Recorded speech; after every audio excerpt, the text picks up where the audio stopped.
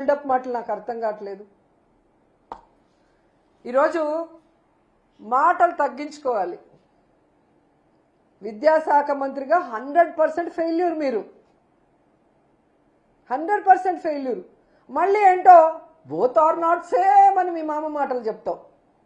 నిజమే జగన్ గారు, మీరు both are not same.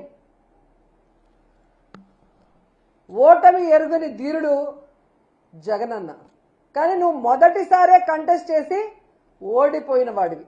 Both are not same. కూటమితో అందరి కాళ్ళు పట్టుకుంటే గాని ఎమ్మెల్యే కాలేని వాడివి నువ్వు, కానీ తన సొంత సత్తాతో 151 మంది ఎమ్మెల్యేలను గెలిపించుకున్న మొనగాడు జగనన్న. Both are not same.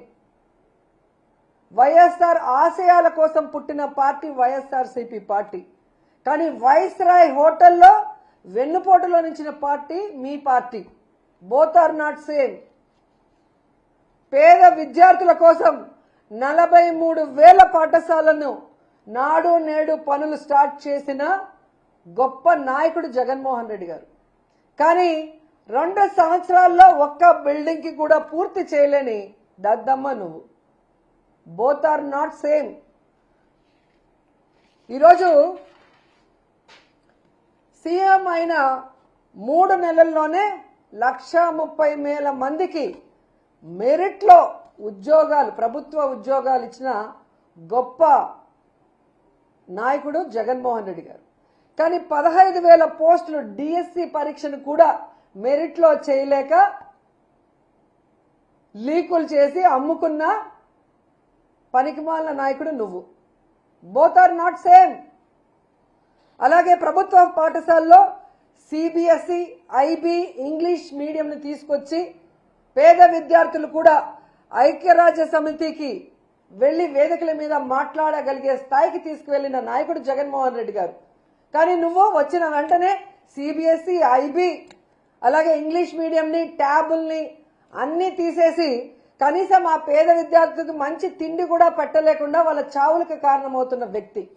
Both are not same అన్న విషయము మీరు తెలుసుకోవాలి, ఈ రాష్ట్ర ప్రజలు కూడా తెలుసుకుంటారని కూడా ఈ సందర్భంగా తెలియజేస్తున్నాను. అండ్ ఫైనల్ గా ఈరోజు మహానాడు చివరి రోజు. మనందరికీ తెలుసు ఒక అక్క ఉంది, అనితక్క, హోమ్ మినిస్టర్. ఆమె హోమ్ మినిస్టర్గా తన బాధ్యత కన్నా నాటకాలు వేయటం, డాన్సులు వేయటం, పాటలు పట్టడం, అని అరవటం, గన్మెన్లు లేకుండా ఎలా తిరగటం, ఇవన్నీ మనం చూస్తున్నాం. అవి కాదు చేయాల్సింది. మళ్ళీ మీరు చేయలేదా అని నా గురించి మాట్లాడటం. నేను టూరిస్ట్ మినిస్టర్, కల్చరల్ మినిస్టర్గా ఉన్నాను కాబట్టి నా మినిస్ట్రీకి అవి కరెక్ట్ కాబట్టి మేము చేస్తాం. మీరు హోంమంత్రి అంటే మహిళకి రక్షణ కల్పించాలి. ఈరోజు సుగాలి ప్రీతి మీరు చంద్రబాబు నాయుడు అధికారంలో ఉన్నప్పుడు చనిపోతే పట్టించుకోలేదు. ఆవిడ పేరు చెప్పుకొని అధికారంలోకి వచ్చిన మీరు, పవన్ కళ్యాణ్, చంద్రబాబు నాయుడు ఈరోజు ఆ తల్లికి ఎందుకు న్యాయం చేయలేకపోతున్నారు? హోంమంత్రిగా మీ బాధ్యత కాదా? ఆమెకు న్యాయం చేయాల్సిన అవసరం లేదా అని అడుగుతున్నాను. అలాగే ఈ రాష్ట్రంలో రషీద్ని నడి రోడ్లో నరికేశారు. ఆ ధైర్యం ఎవరిచ్చారు? హోంమంత్రిగా నువ్వు చేతగాకపోవటం వల్ల ఈరోజు నేరస్తులు పెట్టరేగిపోతున్నారు. ఏ విధంగా కర్నూలులో ఒక అమ్మాయిని ముక్కలు ముక్కలు చేశారు, రేప్ చేసి. ఇప్పటి వరకు ఆ శవాన్ని వాళ్ళ తల్లిదండ్రులకి నువ్వు అప్పగించలేకపోయావు. ఈ రాష్ట్రంలో ఎంతమంది ఆడపిల్లలు రేప్ చేస్తున్నారు, ఎంతమందిని నరికేస్తున్నారు. ముఖ్యంగా తెలుగుదేశం పార్టీలో నీచాతి నీచంగా ఆడవాళ్ళ గురించి మాట్లాడుతుంటే ఇంతవరకు ఎటువంటి కేసులు పెట్టని మీరు రెడ్ బుక్ రాజ్యాంగాన్ని పక్కన పెట్టుకొని ఈరోజు కక్ష సాధింపుతో మీరు చేస్తున్నవి అందరూ కూడా చూస్తున్నారు. మీరు మాట్లాడే ప్రెస్ మీట్లు చూస్తున్నారు, మీ డ్రామాలు చూస్తున్నారు. ఇప్పటికైనా హోంమంత్రిగా మహిళలకి రక్షణ కల్పించండి.